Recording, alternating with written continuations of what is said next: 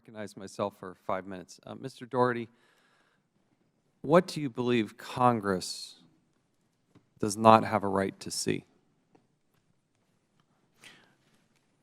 I have full respect for the oversight and the constitutional duties of the Congress with respect to that. So I'm not sure exactly. Is there anything that you believe the Congress should not be able to see? I believe that when we're going through a process of trying to figure out records, how we all can accommodate each other's sort of interests in making sure that Congress is able to do their oversight job fully, completely, and unhindered, and at the same time recognize to some extent some of the considerations, the interests that we have as an agency, particularly since we owe our people some privacy.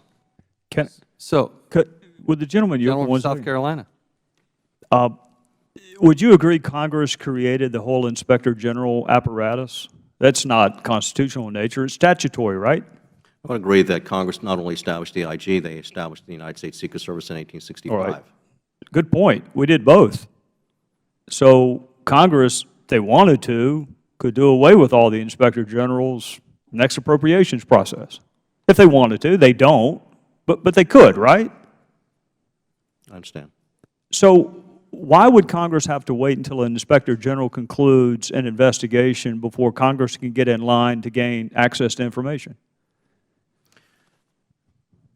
What information are we talking about? Any information. Howdy. It is routine for people to sit at that table and say, we cannot cooperate with an ongoing congressional investigation because there's an ongoing Inspector General investigation. It is routine for that to come from witnesses at that table. The information under both the February 2015 letter and the June 2015 subpoena has been substantially complied with, but for one, document production, and also the ultimate. What is your, why not complete production under the subpoena as opposed to substantial? Why do you get to make that determination? I'm not making that determination. What I'm saying is basically the Secret Service has the Secret Service fully complied with the duly issued subpoena from Congress? We continue to owe you materials. We have been doing. When are we going to get it? Well, first of all, it's been the committee that basically inserted additional document requests that they prioritized over this. It was issued in June, I believe. It was issued February and June, yes. Okay. So why have you not fully complied with it?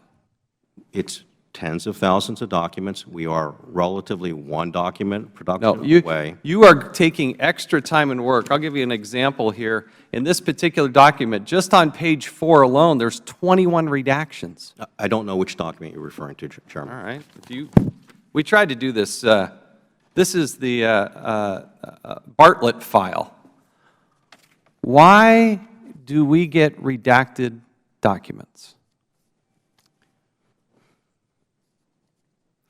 I have not seen that document, so I can't refer to that document. Go ahead. Specifically. I'll show you a copy of it. What I'm saying, Chairman, is why should I get any redacted documents? To my original question, what is it that Congress should not be able to see? So even on Wednesday and Thursday of last week, I was sitting down with committee staff to try and resolve this issue. You don't want to go there. Mr. Doherty, you do not want to go there. I want the documents. We have a duly issued subpoena, and I expect you to fulfill it without redactions. If you think there's a justification for redaction, tell me now. So the anonymous document, the anonymized document that we gave you, which lays out sort of all the various sort of categories of information about these particular files, and we gave that to you yesterday. We thought that that would help you be able to sort of parse out and target what particular files you particularly want to discuss in more fully in an informed way.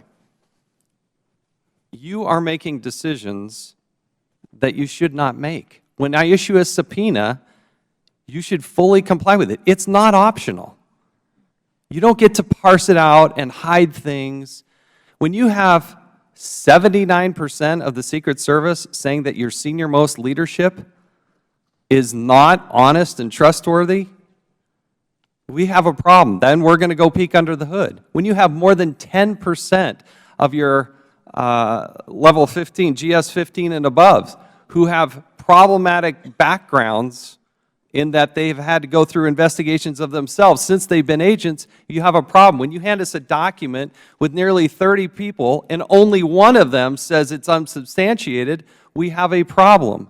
When you have Cartagena happen, and there are 8 incidents since Cartagena, and then they continue to get promoted, at least I think it's 5 of them continue to get promoted, we have a problem. We get to do an investigation. So to my original question, what is it you think Congress has no right to see? Chairman, we're trying to basically sort of lean forward. And I'm looking at the My simple question is, are you or are you not going to comply with the subpoena? and that is why we were having a discussion with staff. I don't want to have a discussion anymore. We've been talking about it for nearly a year. I want the documents. Are you or are you not going to provide them? And there was discussion on the table in which to accommodate that. But the list that we gave you, You really want to have you want to talk about the discussion that you proposed? Would the chairman yield for a moment? Yes. Just humor me and give me an idea of what those discussions would be about. What privilege are you asserting that would prevent you from making information available to the entity that created your department, your agency? so I'm not standing here in a position as an attorney here because I've not served in that role at the Secret Service in the very Well, that's long time, okay. since 2003. You don't have to be an So attorney to know why you're not turning stuff over. I'm not asserting a privilege, Mr. Gowdy. Well, if it's not a What I'm effectively privilege, doing is having a practical discussion about the information that furthers and advances the committee's oversight. all right, And effectively bringing us to I a want positive. I want you to hear those words from our standpoint. Let me tell you what I hear when I hear you say that. We're going to decide what we think you need. And that's not. So, that's but not- that's what you just said, that advances the committee's work. We may get to decide what advances our work. Would you give redacted documents if it were a grand jury subpoena or a court subpoena? If that branch of government sought documents, would you go through and redact them before you gave them to a judge? I think that's a good example, but I'll take a different example. That is in terms of normal discovery. Oftentimes, courts will say, we're just generally decide. Please tell what me you are documents- not treating Congress like a criminal I am- defense attorney. I am begging you to please tell me that's not what I'm you're not, doing. Mr. Gowdy, what I'm saying is basically the discussions that we had as late as last week, I thought we're going towards a creative resolution to this particular issue, what ultimately was going to give the committee the place where they wanted to be on this. Well, And I think but if what we had I hear more the time, we chairman would have been able to get saying, there. what I hear the chairman saying is the place he wants to be is exactly what he asked for. Hence, there really is no more need for negotiation unless you have a legal privilege or some constitutional precept you are standing on to not allow the branch that created your agency to see documents. Then what is the discussion about? The discussion is about ultimately what is fair to individuals as well. Look, if you have a child come home and basically they do a fender bender, you basically sort of put them on timeout or whatever, and then you ultimately give them the keys back.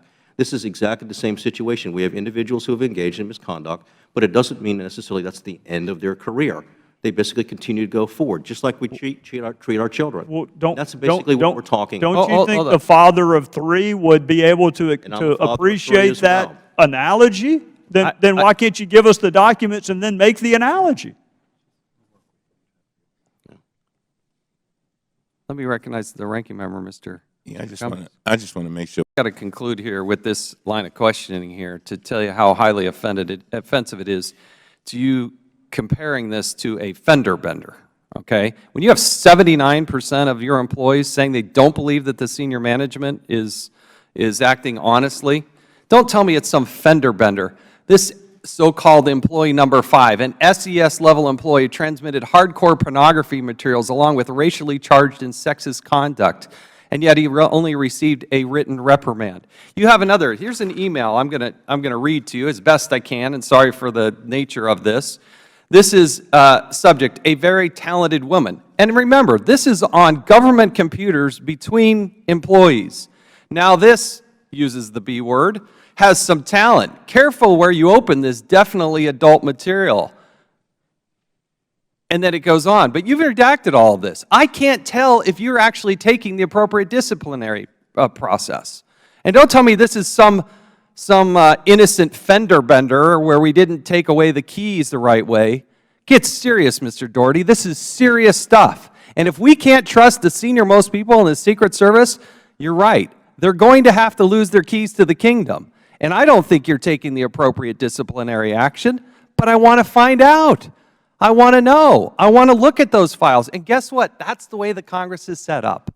And when you have more than 10% of your SES employees, 15 and above, that fall into this category, you have a very serious problem. I could go on and on about the serious nature, and when you send me a spreadsheet with 30, and none of them only one of them says it's unsubstantiated, we have the right and the duty and the obligation to look at it. That's what oversight is all about. This committee was formed in 1814. Abraham Lincoln served on this committee, for goodness sake. So unless you have some legal authority, you are putting us in a position that nobody wants to be in. We don't want to have to hold you in contempt. You should cooperate. And of all the things out there, Homeland Security, Secret Service should know, you wouldn't put up with this. If you were investigating somebody else and you had a subpoena and you served it on them and they said, give me a moment, I got to cross out a few things because I just want to make it fair. I just want to cross these things out so that, I want to make sure that you get what you need. Are you kidding me?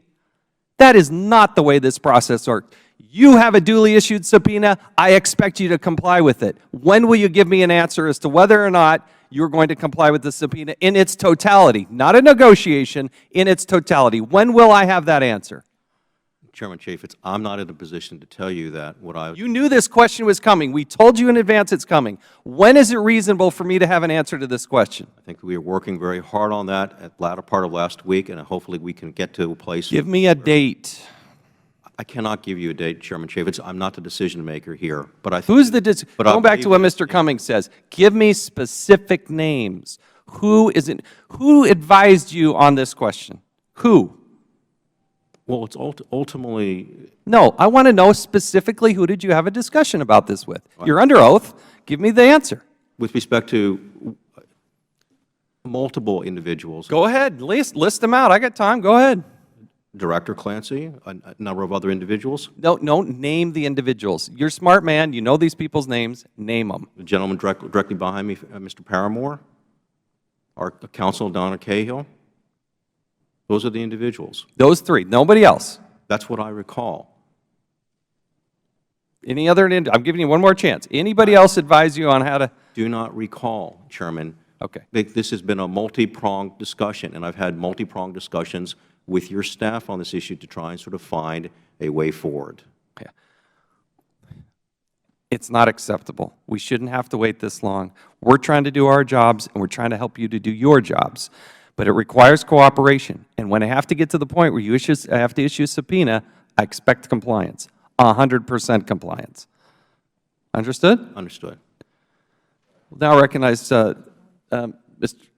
We'll now recognize the gentleman from Wisconsin, Mr. Grothman. We will make America great again.